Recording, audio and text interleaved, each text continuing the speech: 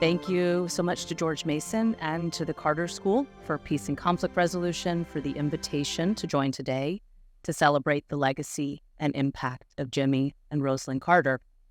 I grew up in Atlanta, just a few miles down Ponce de Leon from the Carter Center, where the Carter Center now stands. But I followed the work and impacts of the Carter over the years and truly celebrate their many contributions to the fields of peace building and conflict resolution. I also feel proud to have the opportunity to be here with you all, people committed to advancing peace and conflict resolution to help carry their legacy forward. For the students in the audience in particular, I want to highlight that there are many ways to champion peace and justice around the world, both inside and outside of governments. The Carters serve as role models for us, but you do not have to live in the White House to advance peace processes and conflict resolution. There are many ways that we can carry their legacy forward. One of the things that I love most about working in the field of peace and conflict resolution is the opportunity for ongoing innovation. The ways that we think about interventions and our engagements with conflict-affected communities are changing and evolving. New ideas and thinkers are constantly challenging us to do better, and this innovation is essential to this work. And so as we celebrate the legacy and impact of great leaders in this field, we can also highlight opportunities for innovation and learning. We can put our efforts toward finding new ways to support communities around the world and addressing the sources of conflict. In my work in this field, first, with almost 15 years at an NGO advising foreign governments and rebel groups on peace processes and constitutional reform issues, and then 5 years in government advising on conflict issues, I have seen countless ways that innovation and creative thinking can help advance peace and improve the lives of those affected by conflict. And even in governments, we can innovate. Working in the Bureau of Conflict and Stabilization Operations, a State Department bureau that celebrates innovation and promotes new approaches to conflict resolution, we are creating small changes with big impacts. Whether working on climate and conflict, improving the department's use of data analytics, or using remote technologies to document atrocities in war, CSO is introducing impactful innovations that support conflict prevention and conflict resolution. Now today, I want to focus on an innovation that I have worked on since joining the State Department. In December of 2021, we launched the department's Negotiations Support Unit, or the NSU. The NSU serves as a permanent hub of peace process and negotiations expertise in the department, providing tailored advice and supporting U.S. diplomats working on peace processes and complex political negotiations. Now, working on peace negotiations outside of government for many years, I, like others, noticed that the United States often approached new negotiations and peace processes in a very ad hoc fashion.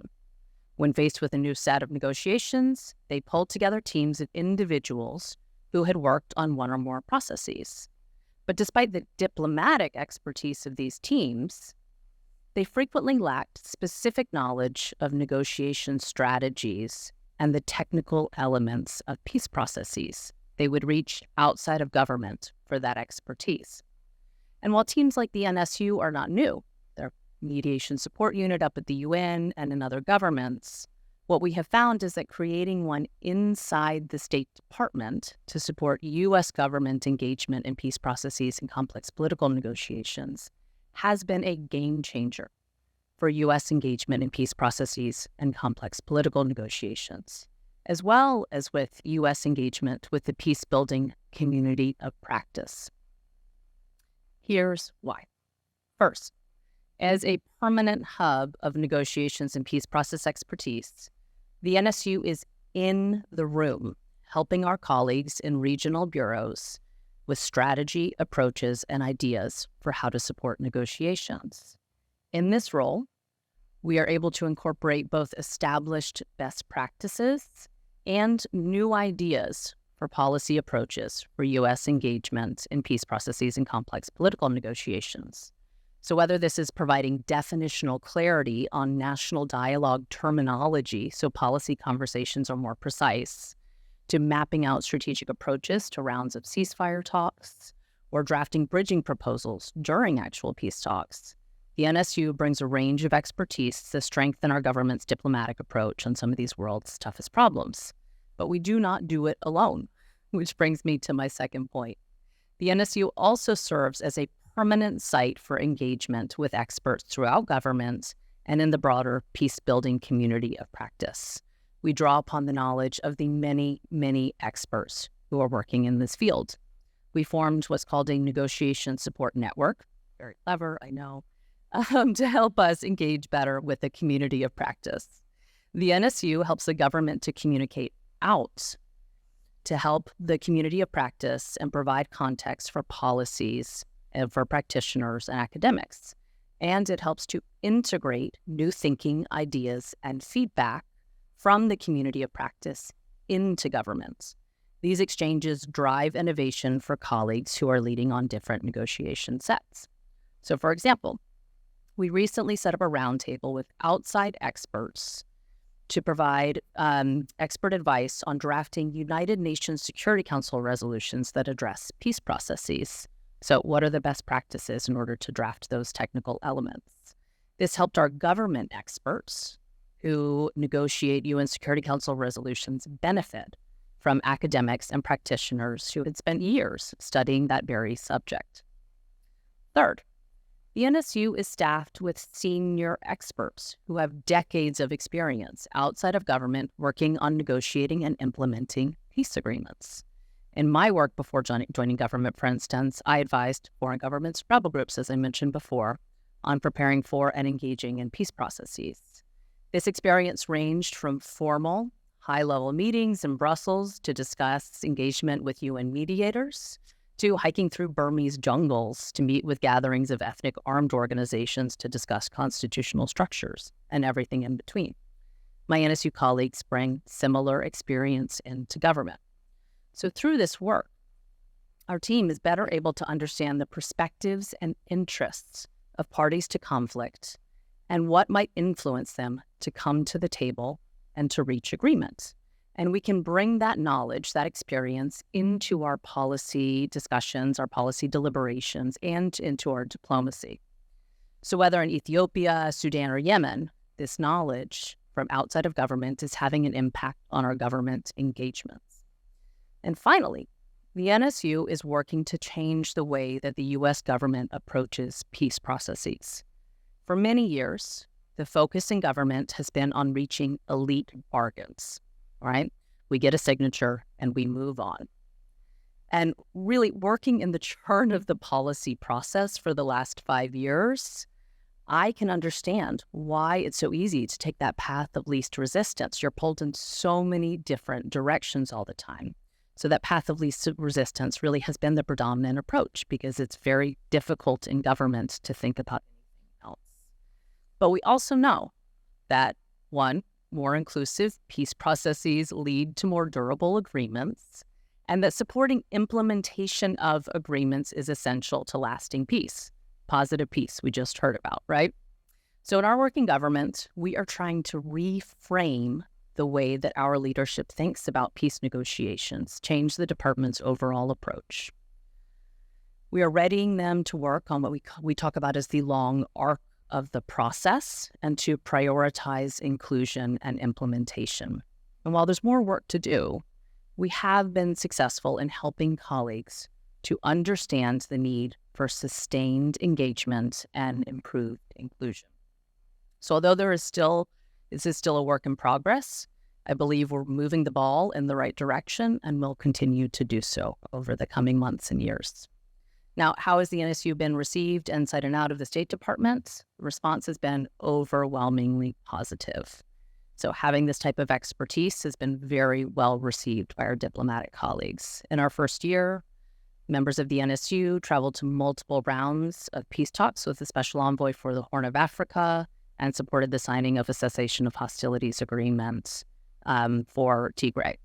We've advised the U.S. Special Envoy for Yemen on the 2022 truce in Yemen, which continues to hold the longest period of relative peace in Yemen since the conflict started almost a decade ago.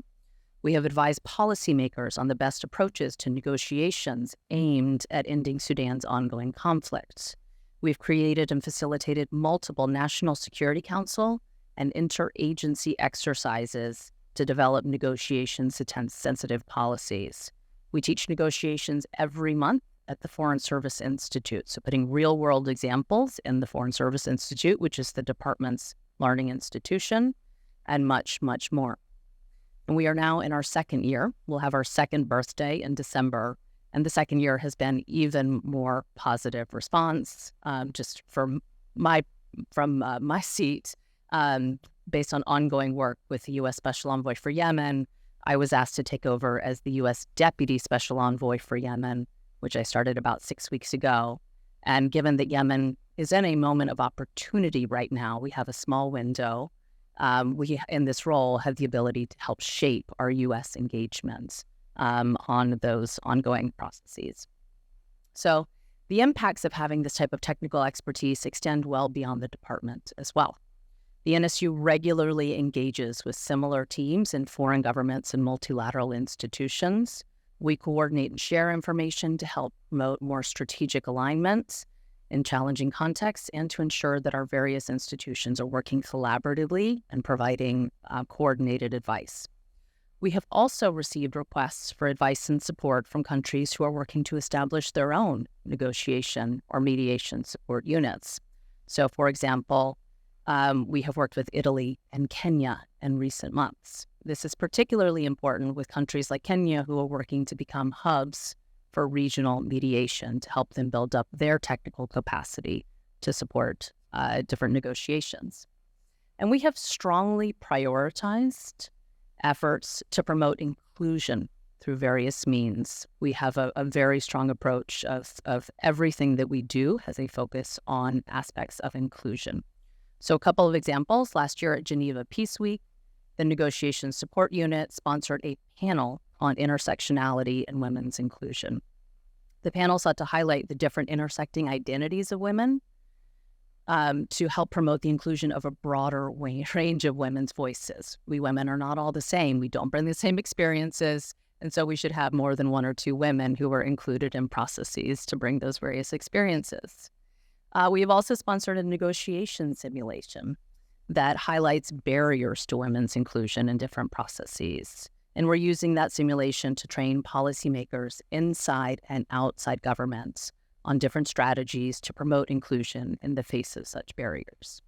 So what do I take away from the formation of the NSU? And what I hope you take away from it is that a small group of people, right now we're only 4 people inside the State Department doing all of this work, but a small group of people in the right place at the right time can have a significant impact. And so in this context, what do I think we should carry forward as the Carter's legacy, and how do we incorporate that into our work as peace builders?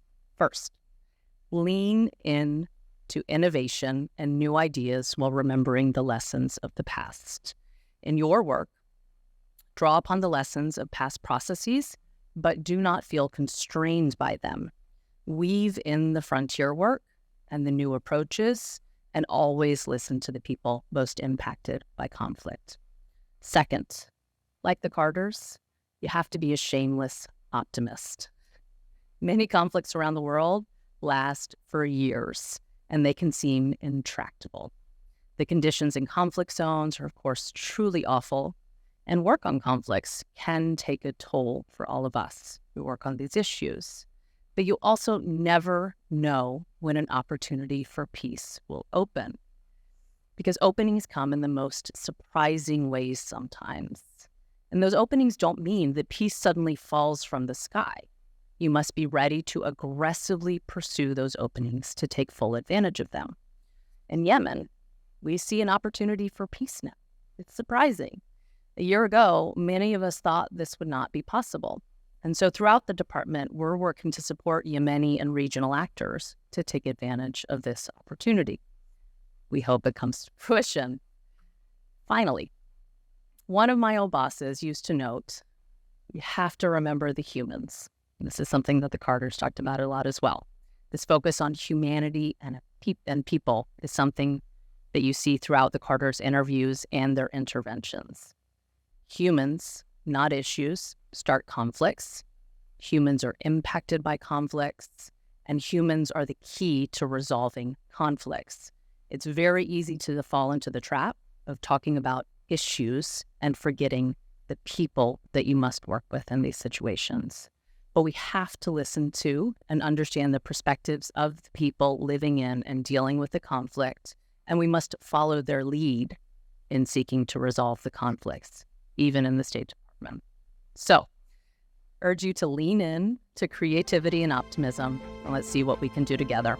Thank you for the opportunity to speak to you today.